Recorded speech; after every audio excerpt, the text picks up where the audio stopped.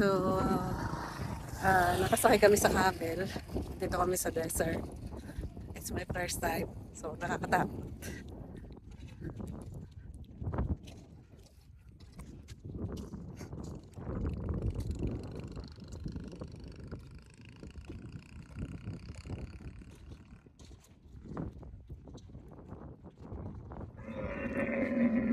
So, malaki naman yung camel, kaya okay lang. Oo, lulusong ta.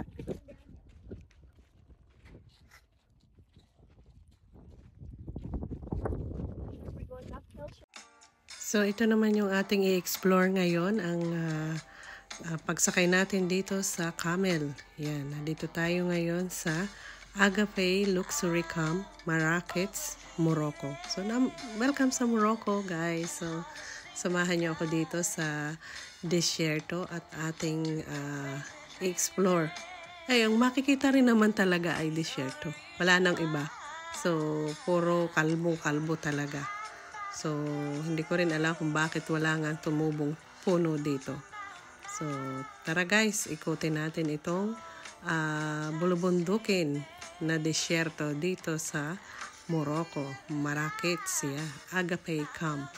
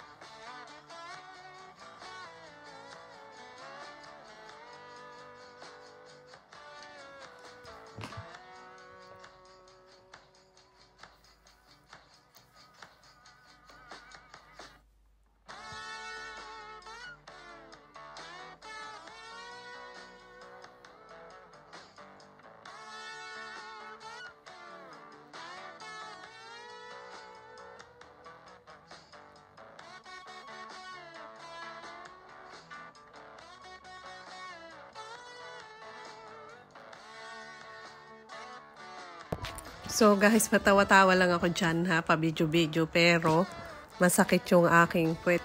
Kasi ahon, losong ba, yung masakit pala yung puwet, masakit pala yung sa puwet yung pagsakay sa camel, lalo na kung aahon ka. Siguro kung patag yung pinuntahan namin, okay lang. Pero ito kasi umahon kami ng ilang burol ba.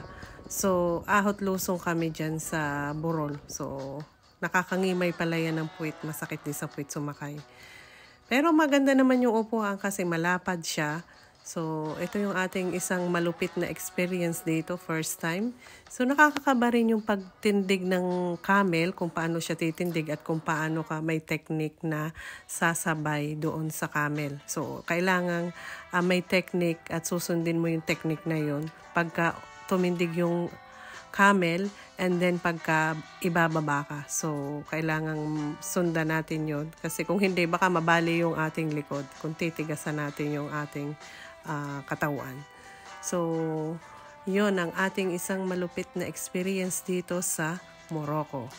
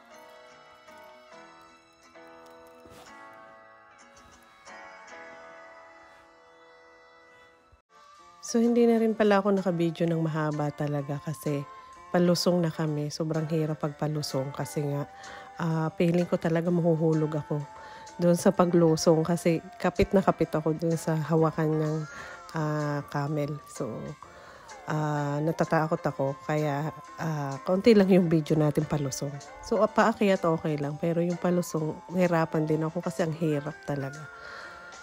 So, yun guys ang ating isang experience dito. So, mahirap pala pagpalusong kasi mataas yung camel talaga. And yung camel ko parang iritado siya. So, kinakagat-kagat niya yung kasunod niya. Magkakasunod kasi sila 4 na camel. 4 kami dyan na umakyat yung camel. So, magkakasunod sila. So, kinakagat niya talaga yung kasunod niya yung tali. So, medyo natatakot ako doon. So, yun nga guys, bumalik na kami dito sa camp. So, yan, explore naman natin yung palibot, yung kapaligiran ng camp. So, makikita natin kung ano yung itsura. Na-surprise ako doon sa taas kasi may swimming pool dito sa desierto. Nagawa talaga sila ng swimming pool and talagang yung pumupunta dyan talagang may pera nga lang siguro. Kasi nga, mahal yan, sigurado. Yung ba namang nagkameron ng swimming pool sa tuktok ng desierto. So, yan. Diyan pwedeng magpahinga. So, aarkilahin mo din yan lahat pag pumunta dyan. So, babayaran din lahat. So, ayan lang guys. At pakita ko sa inyo ang palibot pa. Ayan. At saka yung swimming pool pa doon sa taas.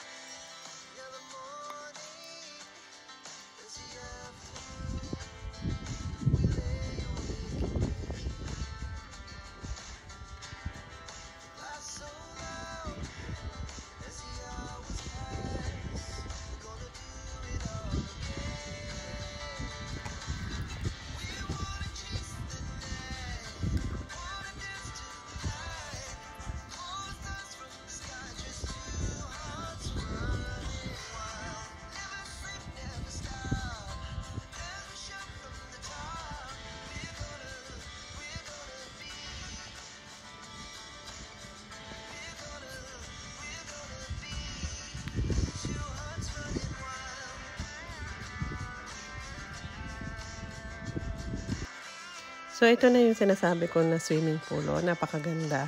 Swimming pool sa tuktok ng Bohol. Ayan. So, may nag-picture pa dyan. So, nakakatuwa. At meron talagang swimming pool dito sa desierto. So, guys, thank you so much po sa pagsuporta sa aking mga video. Yan. Maraming salamat po sa inyong lahat. And sa mga members ko po, maraming salamat din po sa pagsuporta nyo sa akin. And lagi po tayong mag-iingat. And God bless. Yan. Thank you for watching. And sana nagustuhan nyo itong aking video na to dito sa ating pagpunta dito sa desierto dito sa Morocco. Ayan. So, sana nagustuhan nyo yung ating mga vlog, yung mga travel vlog natin. So, thank you for watching guys. God bless. And don't forget to like, share, and subscribe. Gina Koy Channel. Bye-bye.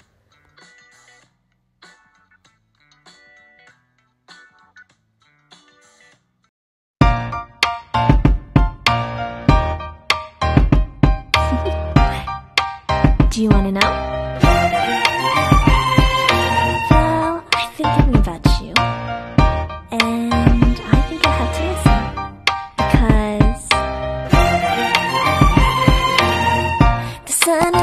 It's a beautiful day, my beginning.